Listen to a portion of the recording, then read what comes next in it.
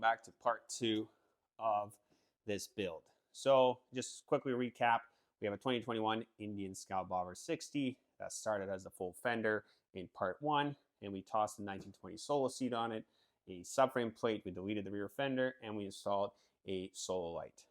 In today's video, we are going to be doing the exhaust. So what we got is the Freedom Performance Radical Radius exhaust. And as you can see in front of me, this is almost a stock exhaust. The previous owner had these Amazon tips. So if you're interested, hit us up. We might toss them up for sale. They're loud, they're kind of neat, but unfortunately, the look with these pipes is just not good enough. And in addition, these tips are very prone to color fading after long use and a lot of heat exposure. So personally, they're my least favorite, and we are going to be changing this whole system out for Radical Radius. So let us begin. First thing you're going to do is you need to remove the heat shields. If only it was that easy. And even now, it wasn't. However, just want to address the factory heat shield clamps that look like this. They function like tie wraps, zap straps, whatever you call them. So once they're installed and they're clamped on there, you have to break them to get them off. They're not reusable. They're a pain in the butt. I used a screwdriver, a flathead, to get under it and either turn the screwdriver or hammer it in to break it. If you know of a better way, please comment so below. But that was my 5-minute trick, and I got them both off. If anybody's looking for black heat shields, again, hit us up. Otherwise, these are going into the dumpster. So after that, those two pipe guards, are off, the next part is getting off the exhaust.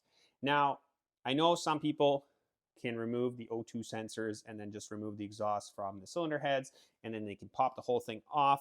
However, I have seen people who have scratched it because it doesn't want to move off as a whole unit quite nicely.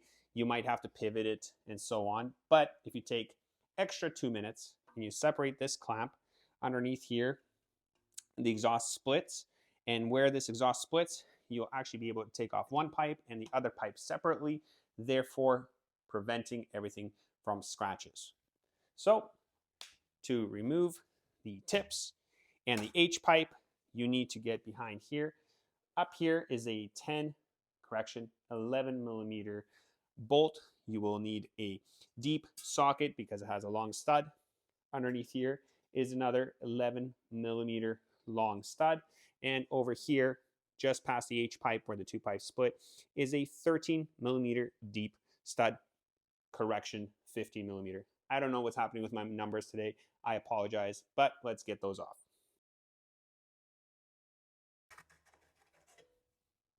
Again, if you're interested, comment below. Did we forget a clamp? Yes, we did.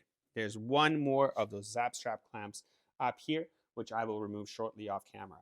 However, let's get this 15 millimeter bolt off.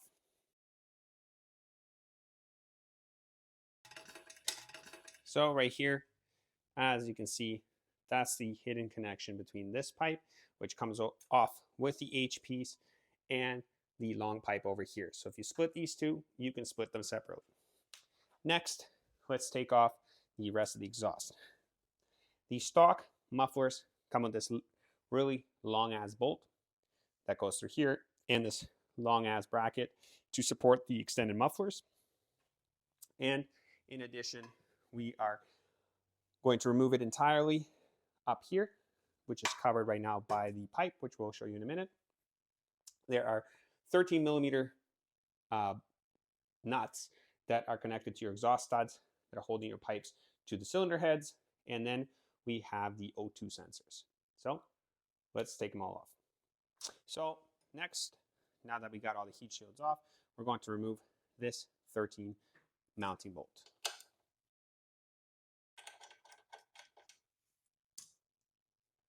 There's a lot of isolator mounts They may be reused. I'm actually not sure because it's been a long time since I've done the radical radius exhaust on my own personal bike. So for the purposes of right now, we're going to keep them, but I may be tossing out these rubber mounts at the end. All right, next is going to be one of two choices. Depending on the length of these O2 sensors, we either are going to have to take them off beforehand, which it does look like there's not a lot of cable left. And then we're going to take off the pipes from the heads. Now, with the O2 sensors, their wire is attached to the O2 sensor. So as you turn it, the wire is going to twist. So you have two ideas here. You can either follow the path of the O2 sensor to wherever it connects back into the ECU system of the bike and unplug it so it can twist with its connector, or like all of us lazy mechanics, we're going to just twist the O2 sensor and pray to our Lord Savior that it does not break while we twist it. With that being said though, when you twist it off, count how many rotations you're going off so that you can wind the wiring back that many rotations, and then when you reinstall it and turn it back in, you will have the wires not be all tangled. I will revisit this in the near future.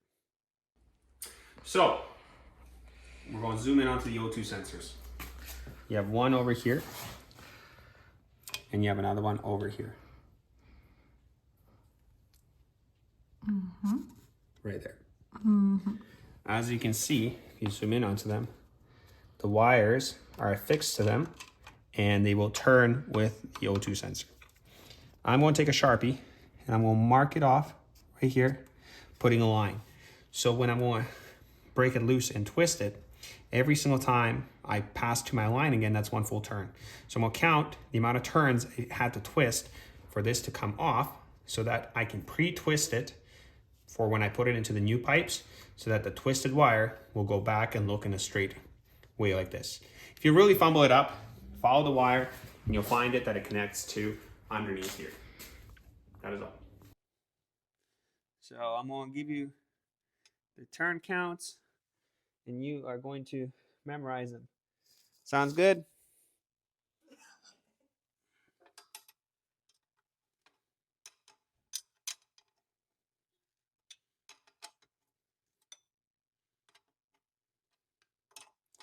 Okay, one full turn.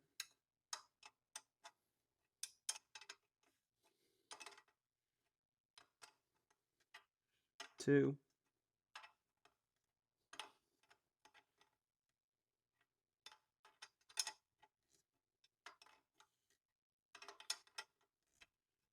Three full turns.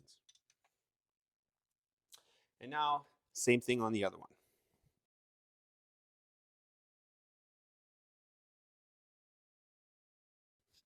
Why could you not just put it like an inch lower?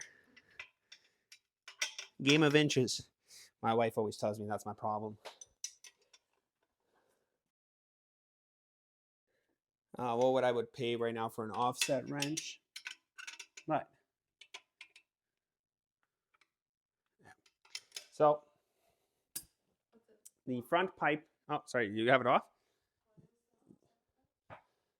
Oh, what is an offset wrench, you ask? So as you can see, this wrench here is fairly straight. With a little bit of a curve here, offsetting the straight line. This one here is pretty straight because it's just out of a toolkit, but it doesn't have a very steep angle where I can get at something at an angle while having it straight. So, answer for the viewers that are in real life. This pipe here at the front, it might be easier to get the nuts off at first and then shift the exhaust out and then take off the O2 sensor because we have a little bit of wiggle room. So I'm going to try that next. But for now, we're going to take off the 13 millimeter fun bolts, again, lacking an offset wrench. So wish me luck.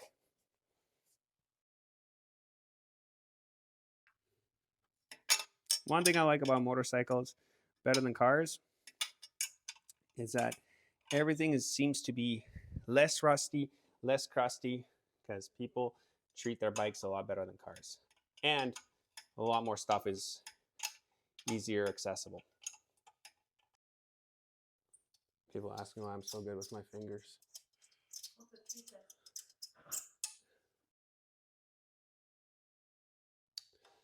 My sergeant loves walking around on the shop floor, and he's like, I don't miss those days when he sees me super hyper focused with my face halfway inside of an engine going cringing just to get at a bolt, because apparently cringing and closing your eyes makes it that much easier. If you're a mechanic, you will relate. The annoying part is right here. This pipe is kind of, well, for lack of better words, is probably really stuck onto the other one. So we won't give it the old wiggle jiggle method. You could whack here. If you're trying to keep these pipes, I advise using a rubber mallet, wooden block, whatever. If you don't care, like we don't care because we're not reusing these pipes, smack it with a hammer to move it away. And in addition, you can split that open. If you have any WD-40 or any other penetrant, spray it in here. It'll help this pipe slip off better. But again, for our purposes, we do not care. We are not saving these pipes. Nobody buys stock pipes. There's so many on the market.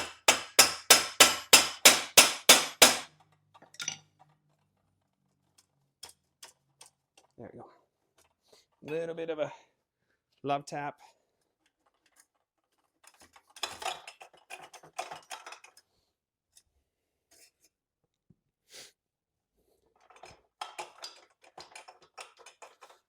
Okay. You are off right there.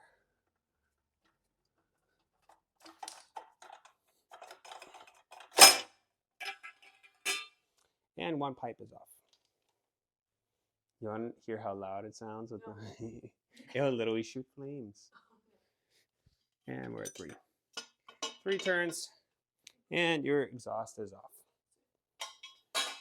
All right, so for those who didn't understand it from the distance, these are the cylinder head bolts. One up here, one down here, and then the same on the rear cylinder, one up here, and one down below.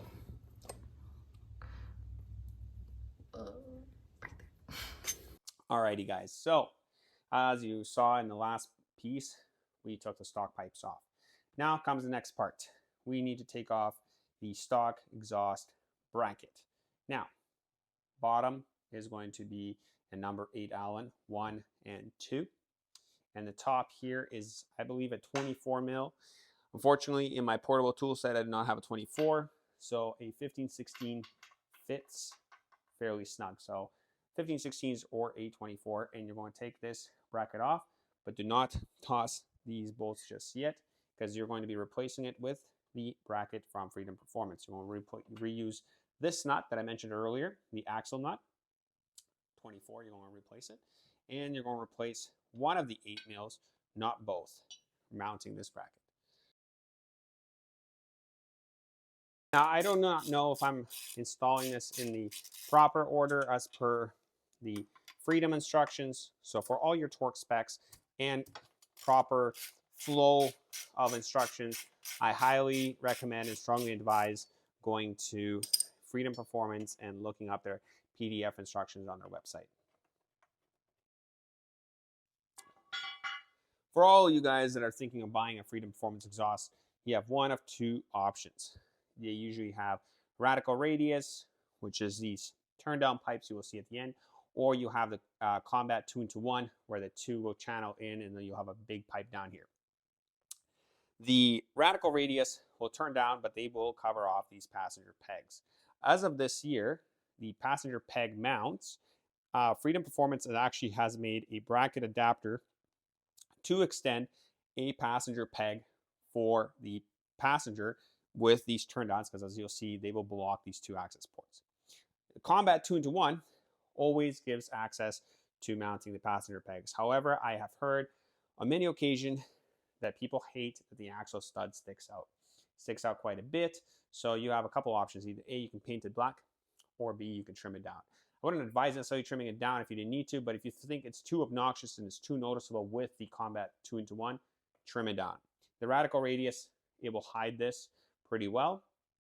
And so that's just my 2 cents while we're here. So let's proceed to the next part, and bam. And then we secure one of the 8 mil Allens back in at the bottom.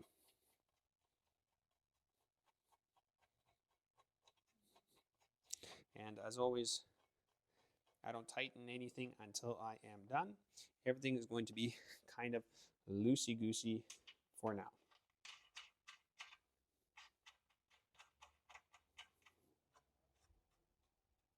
Okay.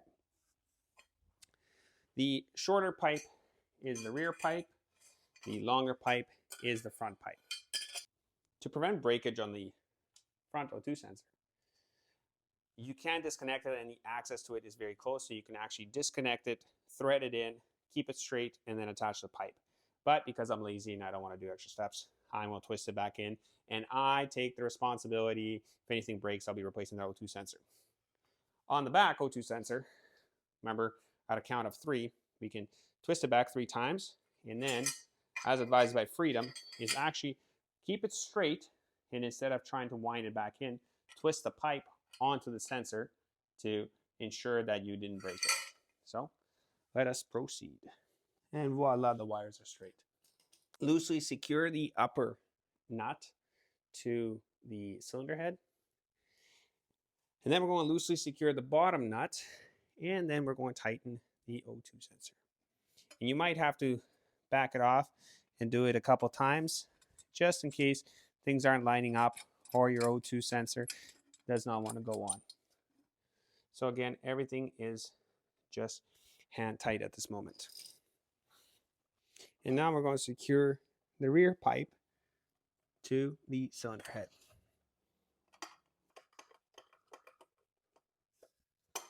Alrighty. And now that everything is kind of loosely in, we're going to tighten in our O2 sensor. Well, that mirror here. You should be going. Hello. Excuse me. Uh-oh. What? No. You are chilling. You can pause the video for a second.